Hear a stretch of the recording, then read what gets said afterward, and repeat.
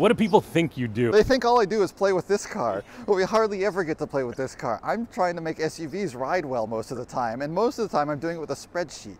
Yeah, Jinbei Itai is all about the philosophy of making the car behave so intuitively that it just becomes part of you, right? Dream car to take on a scenic road trip.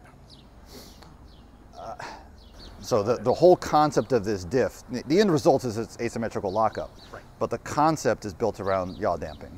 And I don't use that at work very often. That's personal. That's my personal mantra.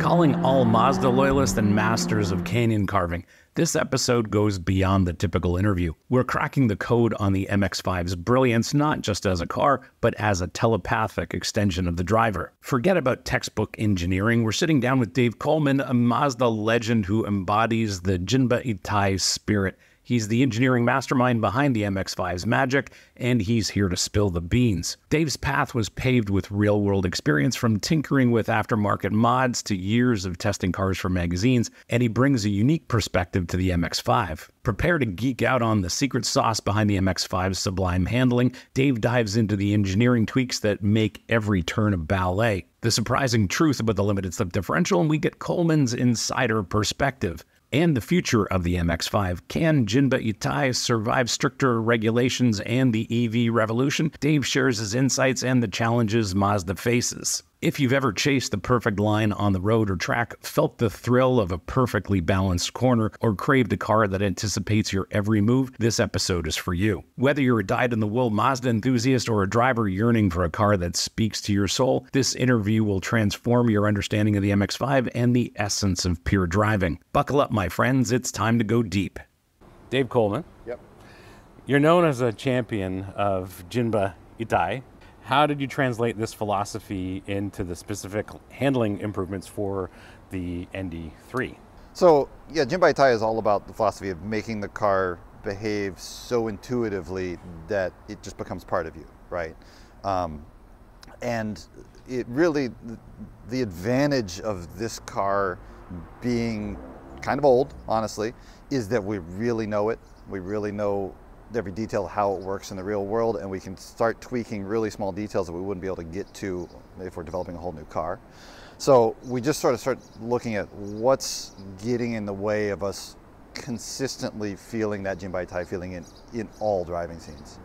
Mm-hmm. And one of the things we're noticing is just in normal driving on the freeway, the steering response, the turn-in is great. Mm-hmm. It doesn't always come back to center quite as well as it should. Yeah.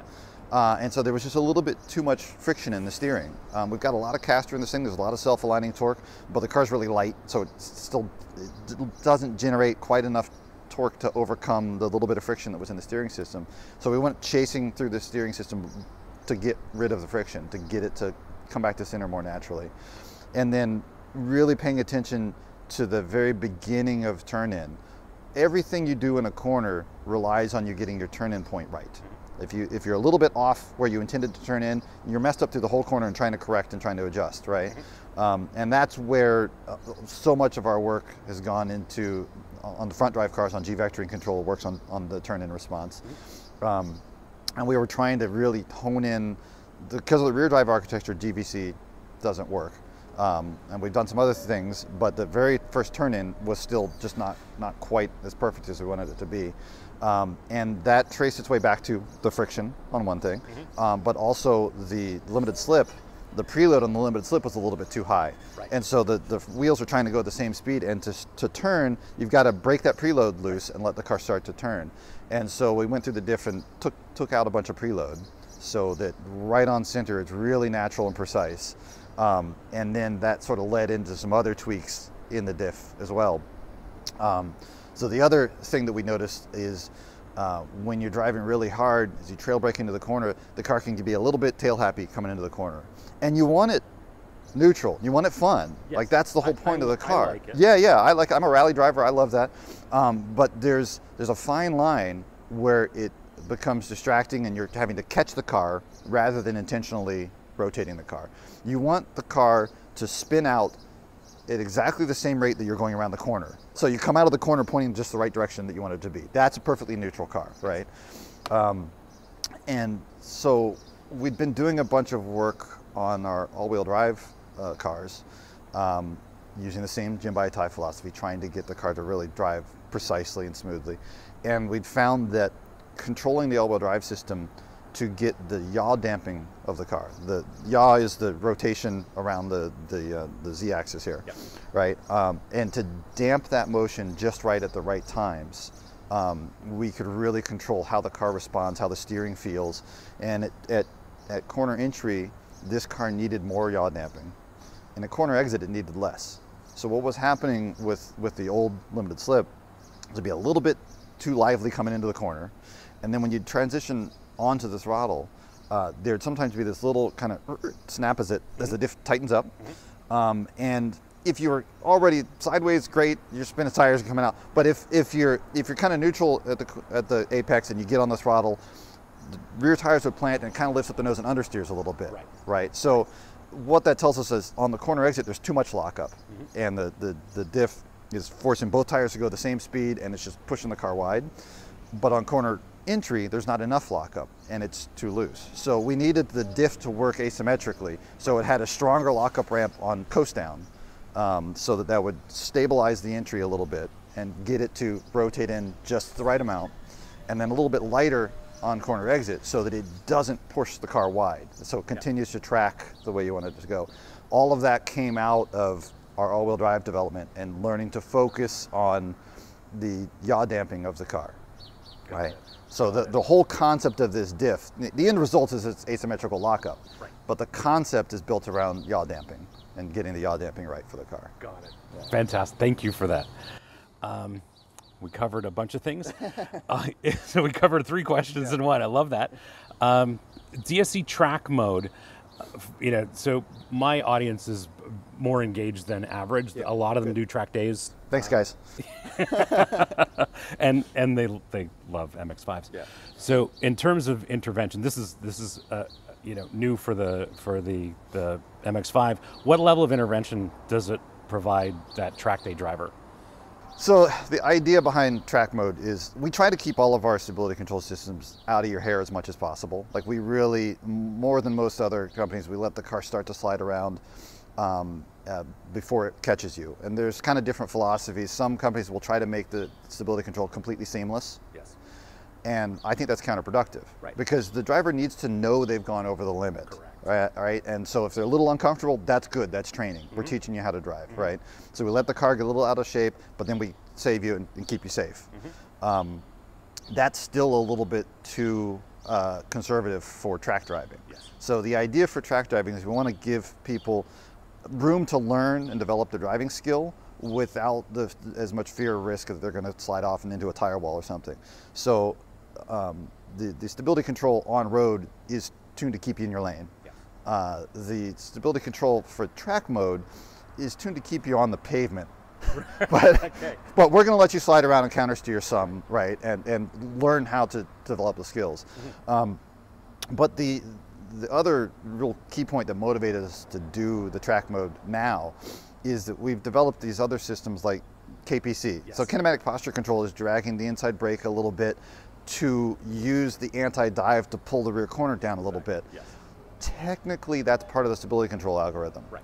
And there's also ELSD algorithm. So even when we have a mechanical LSD, there's still electric LSD algorithm in there, which is a fantastic backup. Yes. Because in a condition where you've got the car heeled over so far, say you've got much stickier tires than we tuned it for, you're picking up an inside tire. We wanted the diff lockup not to be too strong in that situation where you're powering out of a corner with all 4 tires on the ground. Now you've got 1 tire off the ground, the diff's not strong enough for that. Right. And we don't want to overspeed it and smoke the clutches. So the brake LSD algorithm is in there kind of as backup. If things start to spin, it'll keep it under control, and it makes the diff a lot more durable. So everything kind of works together really well. Yes. If you turn DSC off completely, all that stuff has to go off. Right. Because it's all part of that same system, legally we have to, there's weird regulations around DSC. If DSC off has to be off, I don't quite understand all the regulations, but we were boxed into a corner where we couldn't leave them on, and also it wasn't clear if we should, because if you're if you're in a race car and you've got really aggressive brake pads, that algorithm that's dragging the inside rear brake is going to be way too aggressive, right? Yes. So off is off. That's your race car mode. But for a track day car that's relatively close to, that's got a street setup on it, that's not super aggressive, it leaves KPC on, it leaves the ELSD on, and it gives you enough leeway to drive the car sideways, but when you looks like you're out of shape, it'll try to gather you up and keep you on the pavement. From my perspective, I've been teaching race driving for over 25 years and all of this stuff. That is a great feedback loop for somebody who's relatively new to track days. I think that is fantastic. Yeah. People can only get good at what they have experience with. So we've got to give them experience. Yeah, that's the idea. That's brilliant. I love it. I think we're just going to skip that question. We'll go straight to the future. Balance between power and handling is definitely a sweet spot with every single one of these from the beginning. What are your thoughts on the current 181 horsepower and the potential for future performance tweaks and still maintaining that balance? It's funny that the power output of this engine jumped up a bunch at the Indy 2 when we opened up the ports and changed the cam timing and really kind of woke up the engine. That was an accident. All of the brief for that engine was move the rev limit up to 7,500 RPM. Okay. We wanted the shifting rhythm that you get to wrap it up to 7,500. The whole car was designed around that. The car was designed to have a 1.5 liter engine. Right. And as they do in other markets. As they do in other markets. And that car's really fun to drive. If you're out on a back road in the 1.5, you don't miss this power. Right.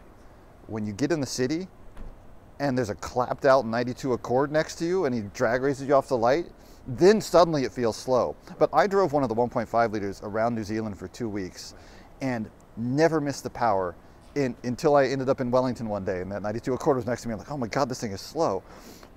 But when you're by yourself, just feeling the sensations of the car, it's the revs.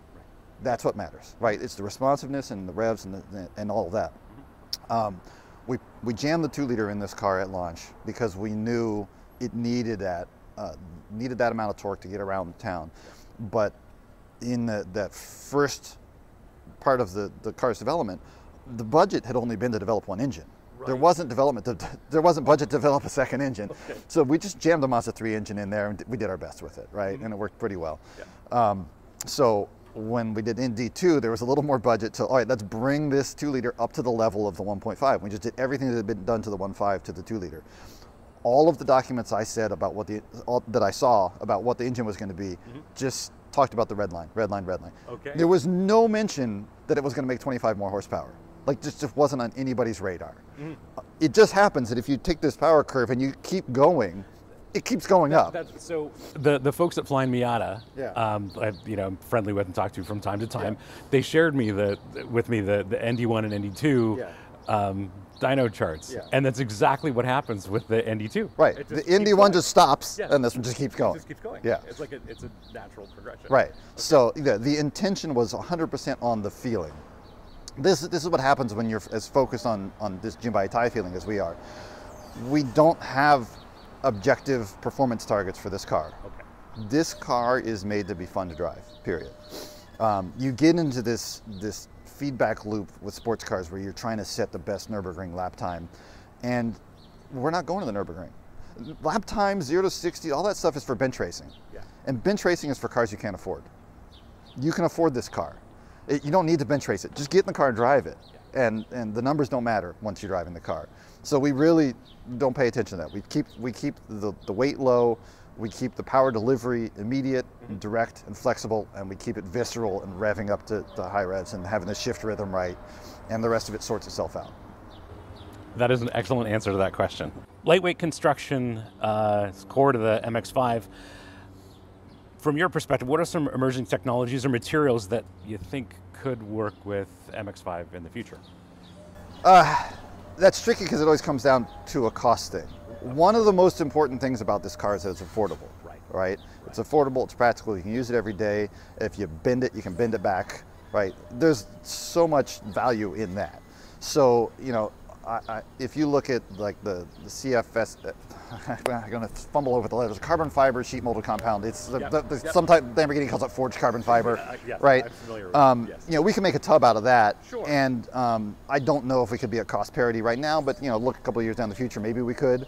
That we don't do any of that right now, so I'm not at all predicting anything. Sure. But that's the kind of thing that might be great to give us rigidity at low weight. Right. But there's downsides to that too.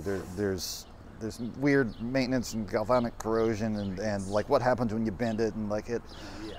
There's a comfort level with steel.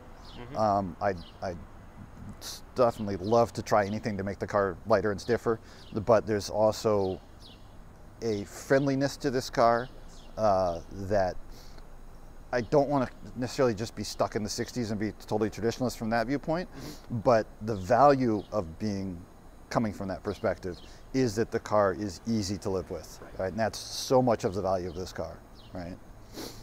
Got it, and totally understand. So thinking about perhaps the regulatory environment, context of this question, what are the biggest challenges you see facing the future of handling and performance for something like MX-5? Well, it's weight. Weight is the biggest thing, right? So all of the emissions regulations ultimately, inadvertently at this point, make the cars heavier. So it's certainly not anybody's intent, but if you make an electric car and it has enough range to be useful, it gets heavy. So most of what you get in an electric car is really direct response, immediacy. That, like, the reason we have a manual transmission in this thing is so you can have the immediacy. It's not the shifting of gears. Yeah, we enjoy that, but it's because when you're in that gear, you step on the gas and you feel it immediately. That's why there's this power plant frame, so there's no backlash. All of that stuff is about immediacy, and EVs give you that immediacy. Sure. They don't give you the visceral thrill, but most importantly, this little gas tank that hardly weighs anything is really heavy in an EV. Yes. So that's the biggest challenge right now, and that's why a car like this, we're just waiting for batteries to get small enough and light enough that lightweight can be a solution again.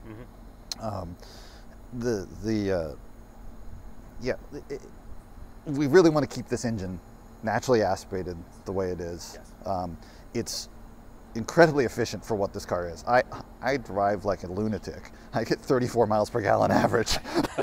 I say the same thing in every episode with an MX-5. It says I love the car, drive without care, and I'm getting over 30 miles per gallon. When I was debating the 2-liter engine with Yamamoto-san, who was the program manager on this car, he was like, no, 1.5, just needs to be a 1.5. We need to keep it simple, need to keep it light.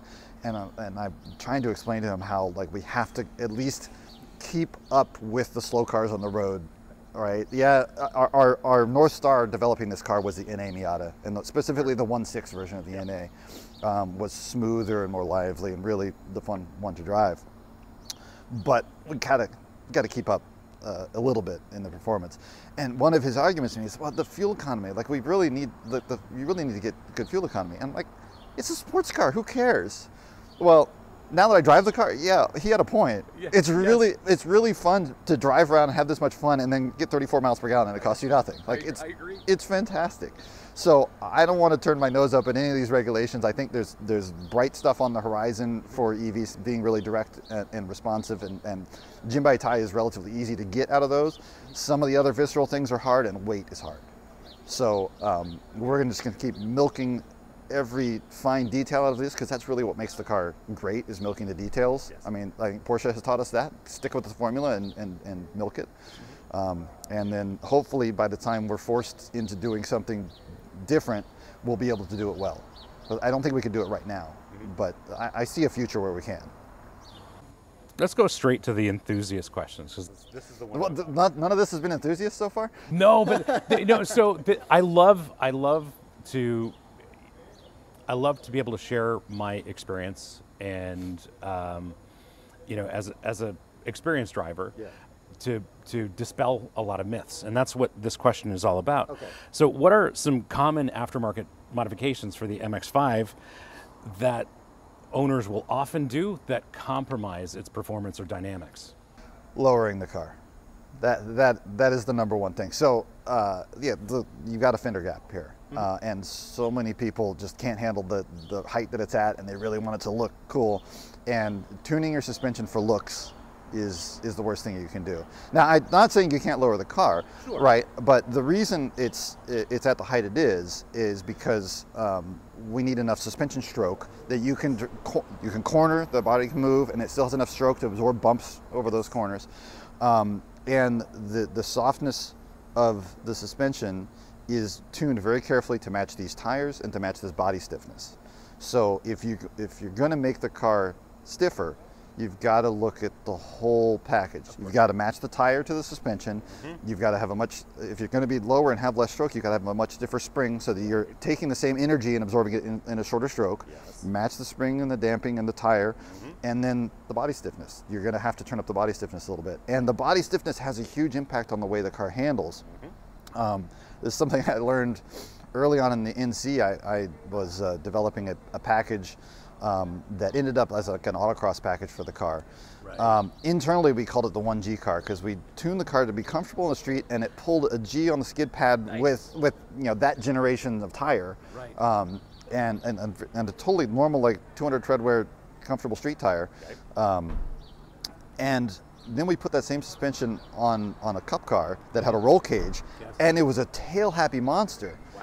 Because the load transfer efficiency of the rear suspension got so much better, because with the open top, you're transferring load to the rear tire, and the body twist kind of takes a little bit of that load away. And when you stiffen up the body, suddenly, poof, it was nuts to drive.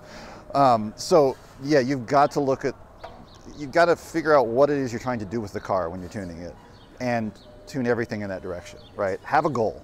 And if you have a goal, you can do great things with this car. I'm not saying don't modify it. We found a sweet spot for what this car is like out of the box, which is an everyday sports car. But figure out what you're going to do before you modify, what you're trying to get to before you start modifying it. You don't have to do everything at once, but know your goal. Yes. Yeah. Great advice. Thank you.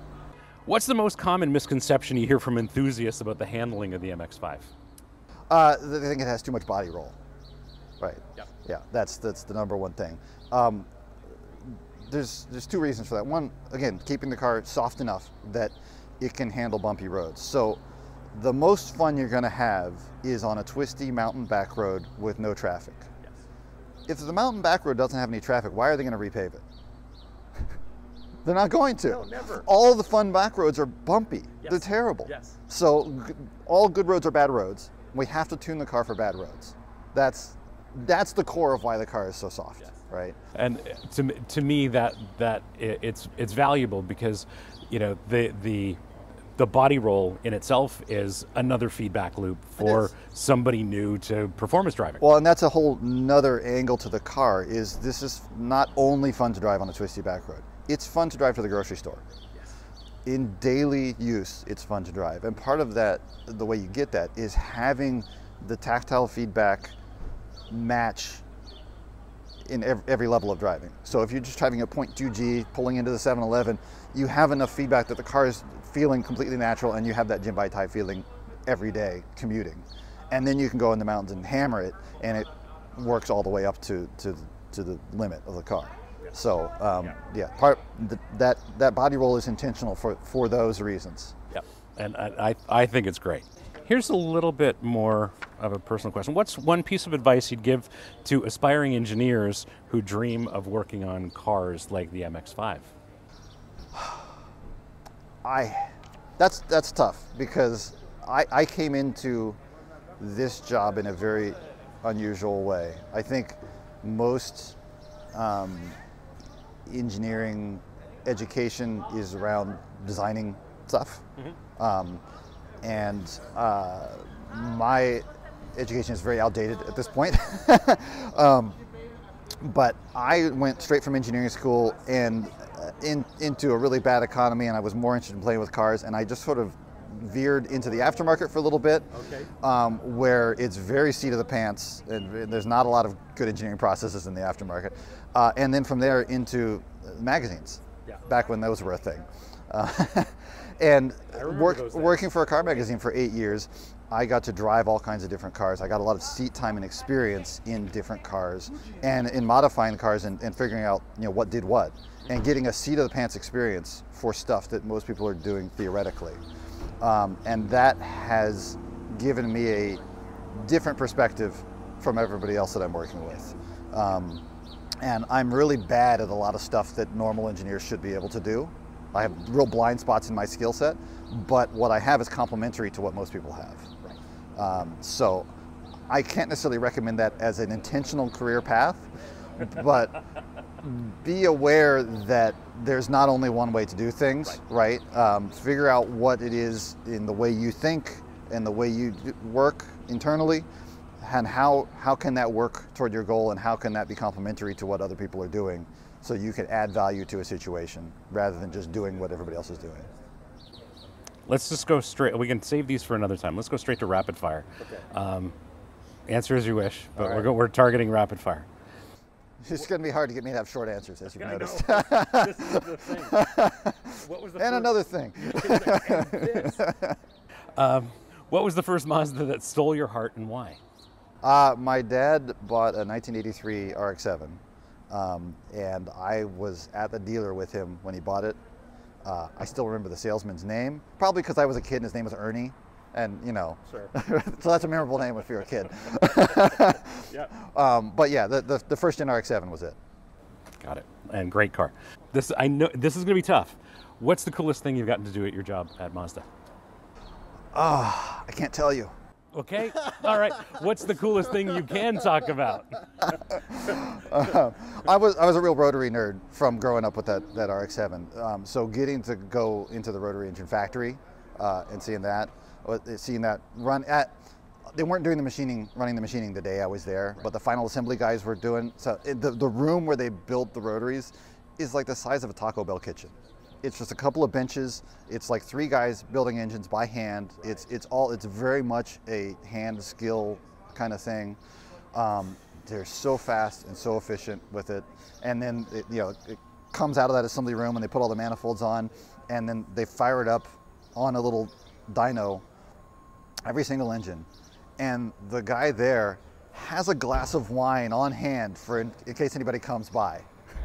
Come on. So this was not a formal tour. Like my boss said, like, "Hell, I can get you into the factory." We went to the factory. The guy sees new people show up. He pulls out a bottle of wine, sticks it on top of the engine, and revs it up to 8,000 RPM. Okay. Okay. So those guys love their job. Here's a weird one. Craziest fan interaction you've had related to the MX-5? I was. I'm not sure if it was directly related to the MX-5 or not, but I was flying. My wife just bought a 1968 Lancia Fulvia in Europe, okay. And we went over there, drove it around, and then we shipped it back. And we were flying back from Europe. I had 4 magnesium wheels jammed into my carry-on bags. Okay. And just after we sat down, the flight attendant comes up to me and goes, "You're Dave Coleman, right?" And starts talking about all kinds of Mazda stuff and sport compact car stuff. Right. He had recognized my backpack, he recognized my face and then saw the backpack. Sure.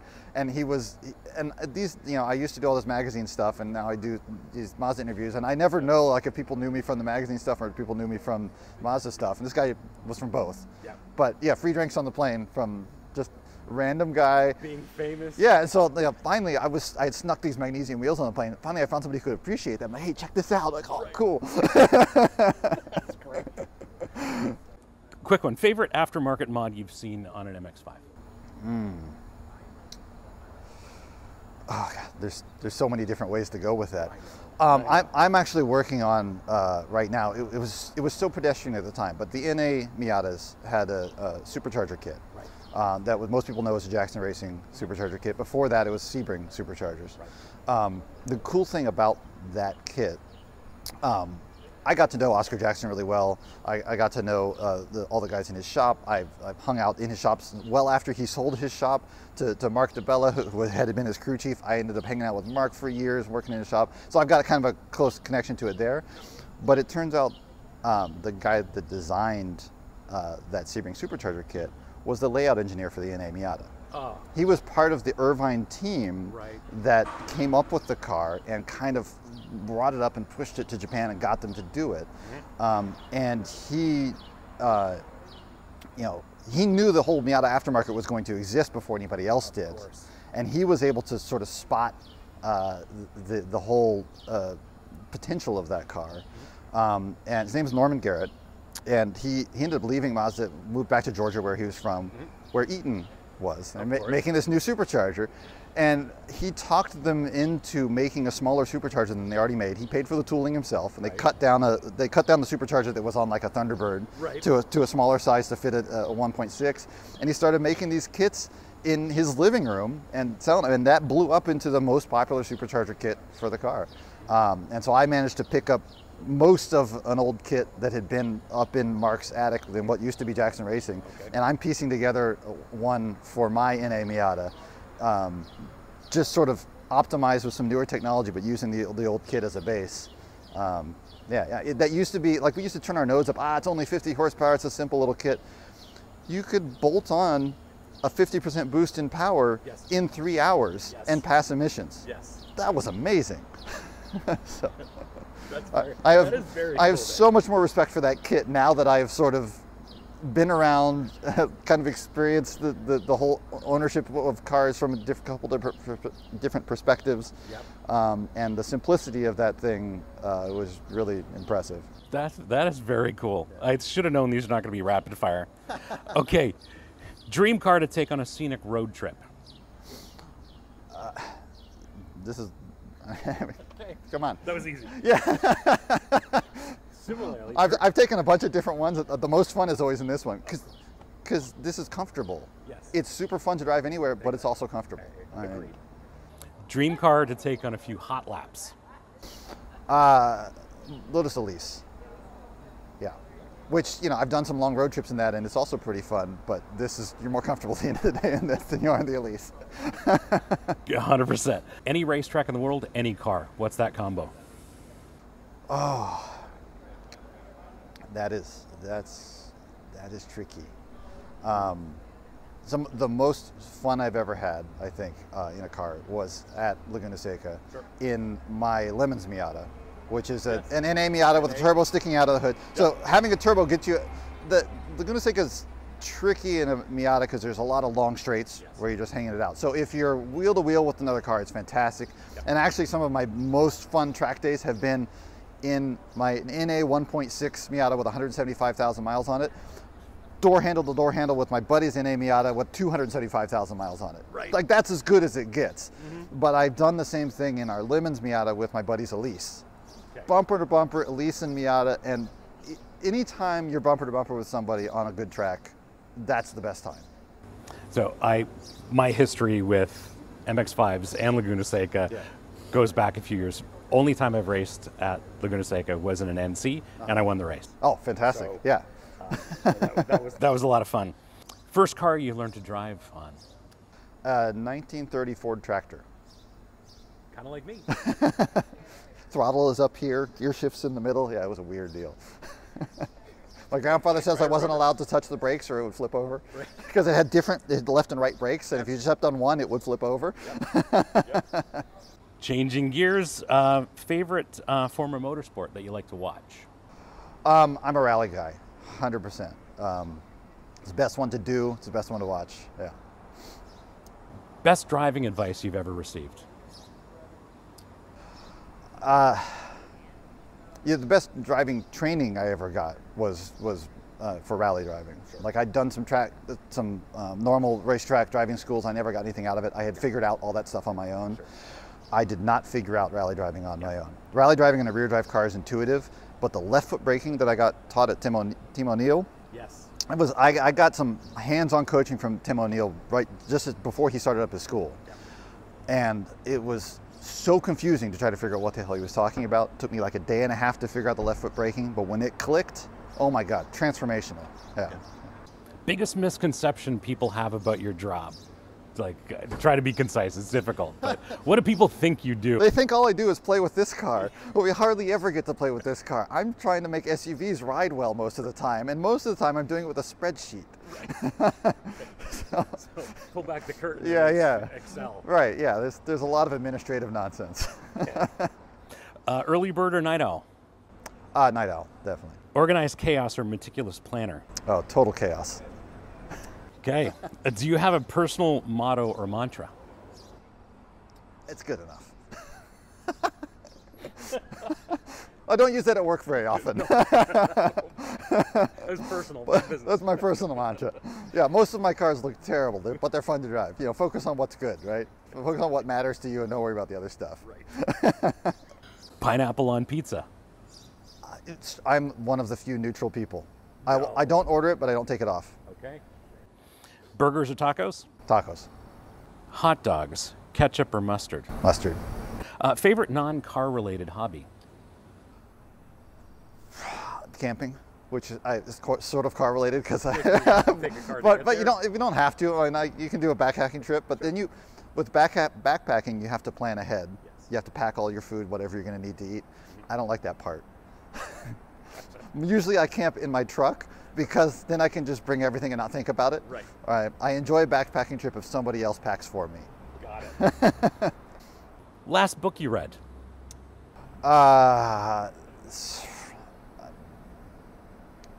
I've got a bunch of unfinished books. I try to go back to best book instead. Right. Best book was probably Cryptonomicon by Neil Stevenson, and then everything else he ever wrote after that. Right. But then go back to that one over and over again. Yeah. Yep. What song, band, or artist is your guilty pleasure?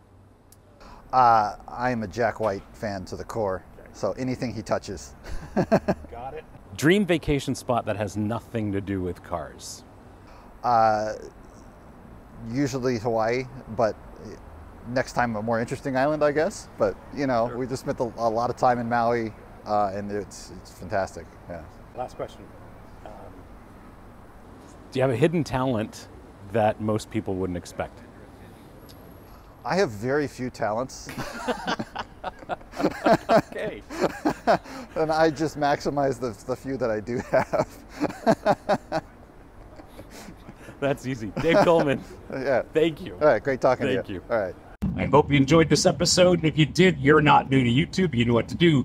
Smash the subscribe button, turn on your notifications, like this video, and as always, sharing is caring, so please share this with your friends, especially on Reddit, because on Reddit, they really need to see reviews for drivers from drivers. If you have any questions or comments, please leave them in the comments below. I'll get back to you as soon as I can.